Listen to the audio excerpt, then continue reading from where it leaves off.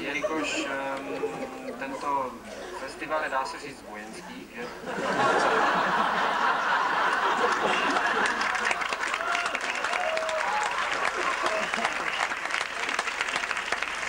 Pane kolego, dovolte, já jenom něco málo slov na začátek, ono je to takové ožehavé téma. My bychom strašně nerádi, kdyby to někdo špatně pochopil, že z takových, řekl bych, až tragických událostí, že si chceme dělat srandu nebo legraci, nebo je nějakým způsobem zlehčovat. V žádném případě. My si jenom prostě myslíme, že když se v životě lidském něco těžkého a ošklivého stane, že s humorem a s úsměvem se to zvládne líp. Ano, já si myslím, že...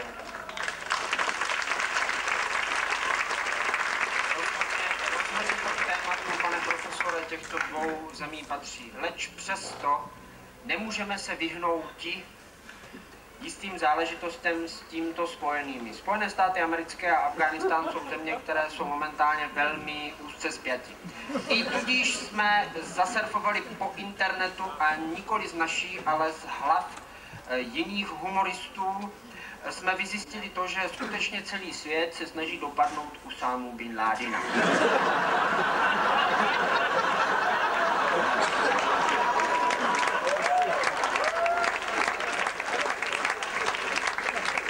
Je to zřejmě velmi problematické a také jsme zjistili, že Usáma bin Ládin je velmi podlý člověk a proto se brání. Já bych jenom chtěl podotknout, že to není reklama na zde uvedený výrobek. Skutečně, přátelé, nechceme vás odradit, abyste dodržovali štíhlou linii. Nejsme zde od toho. Usáma bin Ládin dokonce zašel tak daleko, že se pokusil sfalšovat občanský průkaz České republiky a hlasovat v referendu o vstupu do Unie. V některých oblastech Kunovice jsou prosnulé tím, že se tam tisknou cizí bankovky, hlavně 5000 koruny. Pan Ripple je známá firma u nás, který prodával do Polska. I v jeho tiskárně nám uvízla další 100 korun.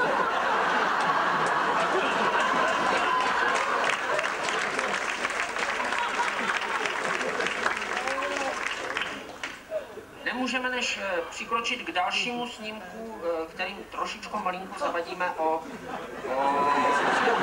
vojenské letectvo a ožehavé téma.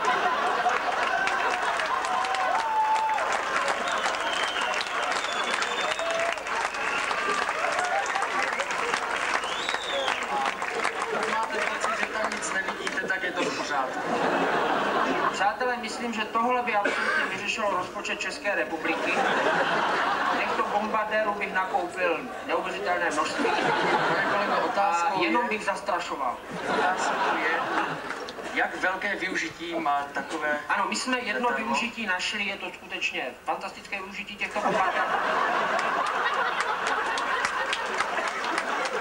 Tím jsme samozřejmě nechtěli říct, že by se naše letectvo mohlo jít klouzat. Rozhodně ne. Takže na základě těchto indicií bychom mohli přikročit, já to tedy teď vezmu na soubor Kunovián. Už jsem chtěl říct vojenský. Takže pane zvukaři, kdybyste tam mohl najet na troječku u nás, na našem CDčku a já poprosím tanečníky souboru Kunovián a takzvané dopadení Usámy bin Ládina pomocí kunovských agentů FBI.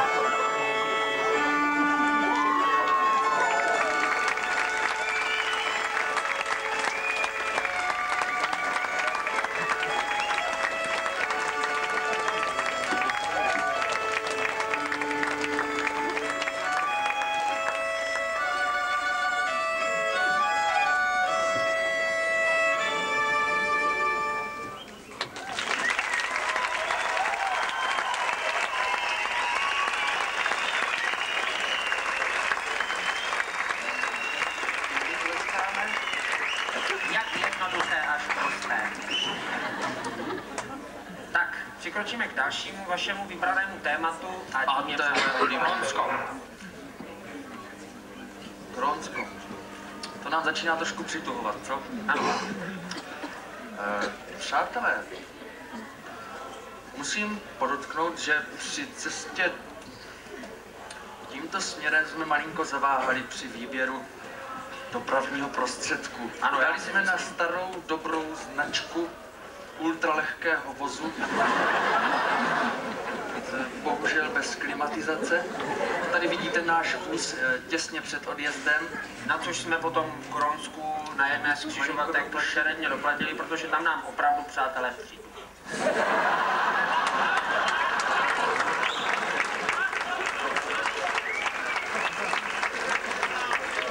Když se s vámi podělíme o nějaké zážitky, tak například při cestě po dálnici se nám stalo, že jsme dostali pokutu za špatné parkování. Zase to mělo i své výhody, přestože nás předjížděli maminky s kočárkama a cyklisti z pravé strany, zase nám dávali většinou přednost, pak si mysleli, že jsme chodci. Hlavně, když jsme jeli, tak jsme si mohli povšimnout různých značek. Ano. Jenomže bohužel to už jsme museli po svých. To už jsme museli potom. Takže podobné značení nás nemohlo, jak sami uznáte, nijak rozhodit.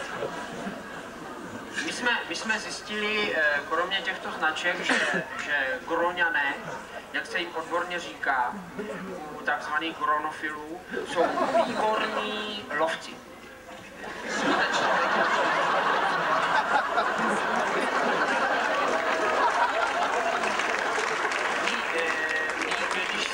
Když jsme tady tento snímek pořizovali, nazvali jsme ho Kdo uteče, vyhraje. A ne podle grónského přísloví dočkej času jako husa losa. Tak, u Gróňanů je zvláštní to, že oni se hlavně zabývají rybolovem, abyste se trošičku také vzdělávali. Čili já bych připojil k dalšímu slajdu. Mimo jiné je to velmi zdravé. Když se na vás tak dívám, byste mohla být. Jeste ryby a nedočkáte se, jak pan kolega po včerejším alkoholickém víkendu, takzvané jontové disbalance. Pane kolego, kdybyste mohl naznačit, zřejmě vás včera viděl někdo ležet. Asi to bylo někde na stráni. Chvilku na stráni, chvilku pod strání. Ano. Kdybyste řekl tak o těch čichových buňkách, víte, jak ty chemoreceptory a čichové receptory, tak ano. To je Přátelé, čichové buňky u těchto lovců jsou natolik vyvinuty, že zkušený lovec, znalý věci, ucítí rybu s jednou zacpanou nosní dírkou na vzdálenost 15,7 metrů. Na 30,2 metrů potom s oběmi dírkami. Tato vzdálenost se prodlužuje a zkracuje samozřejmě se zkušenostmi daného lovce, po případě se stářím úlovku.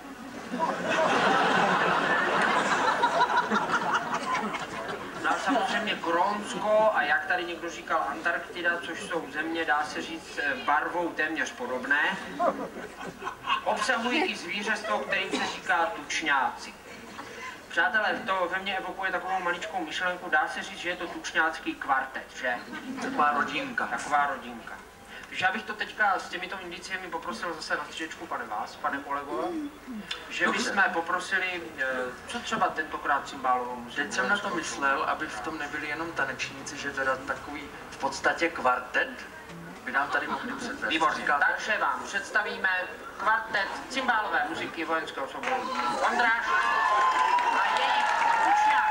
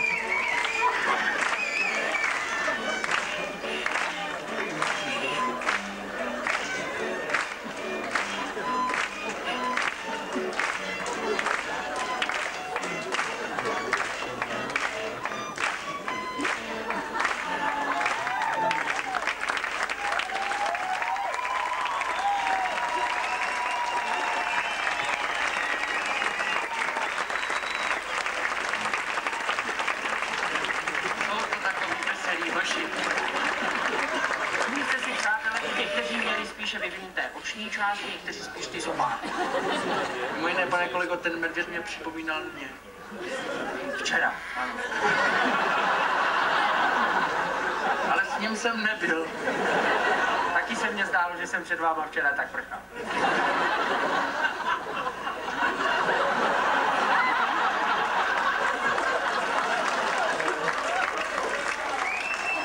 Platila jste? Rusko. To je taky takové ožehavé téma. Rusko je velmi ožehavé téma, přátelé, ale my na Rusko se podíváme trošku z lepšího úhlu, že? Všichni známe, že v Rusku jsou donští kozáci. Ano, jsou to výborní zpěváci, výborní tanečníci, výborní milovníci, především vodky teda. A my jsme, přátelé, při pochůzkách po Rusku zjistili, že kromě těchto kozáků v Rusku existují ještě jiní kozáci. A to konkrétně, přátelé, kozák Přistopol, kterého pan profesor Recek našel pod Přízou a který je nejlepší, přátelé, na smetaně. Ovšem musíte dávat pozor, protože tato ingredience je velmi nebezpečná. Špatné tepelné úpravě dochází ke tvorbě takových jedů, které potom přetváří, dalo by se říct, všechno. Dalo by se říct, že tato republika, nevalně známá svými pozitivními nálezy, hlavně v oblasti steroidů, ano, potom využívá právě z těchto kozáků březových různé steroidy k tomu, aby přetvářela. Proto teda se nedivme, že nedělají rozdíl mezi ženou a mužem. Dolů s nima. Přátelé, já se nedivím, že ta Katka Neumannová na té olympiádě s tou Lasutinovou prohrála. Možná, že to bylo jenom od prsa. Jo, to jsou bicepsy. Já už taky špatně vidím. No ale my jsme právě objevili ještě jednu strašnou zvláštnost a to jsme objevili, že kromě ruských kozáků jsou takzvané ruské kozačky. A my poprosíme folklorní soubor Unovian, aby tyto ruské kozačky, No, ty jsou. přátelé, aby vám tyto ruské kozačky představili. Já jenom tady upravím ten mikrofonek, protože Přijde takové malé on to bude sbor a ta jedna to je ještě takové kozák. Asi to naklečí, to je.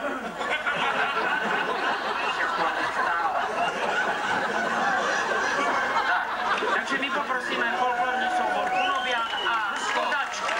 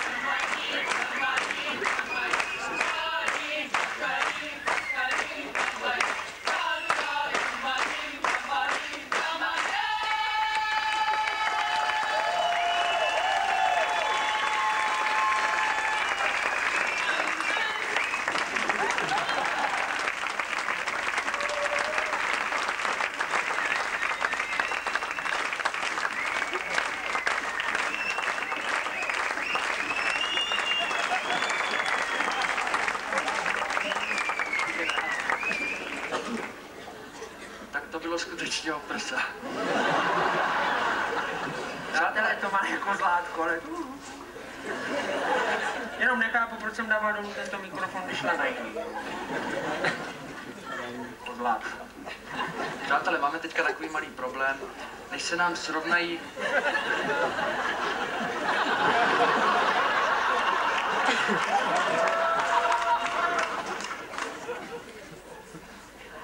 Prostě vás nepoužívat, jo?